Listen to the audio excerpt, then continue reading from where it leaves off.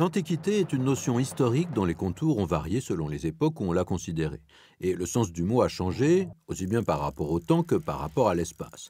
En ce qui concerne les pays considérés, on a quand même une constante, la Grèce et Rome qui restent toujours au centre de cette idée. Il vient s'y agréger d'autres pays en fonction des intérêts, des connaissances. D'abord l'Égypte, celle des pharaons, et puis la plupart des civilisations méditerranéennes qui nous ont laissé des traces. Donc on arrive au début de ce qu'on appelle l'histoire, avec ce que l'on suppose être l'invention de l'agriculture en Mésopotamie et l'invention de l'écriture chez les Sumériens.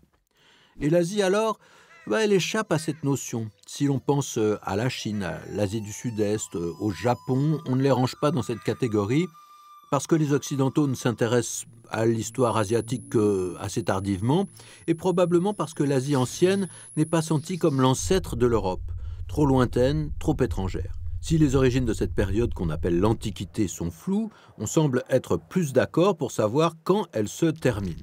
La période de la décadence de l'Empire romain, l'installation des barbares sur son sol est souvent considérée comme une antiquité tardive.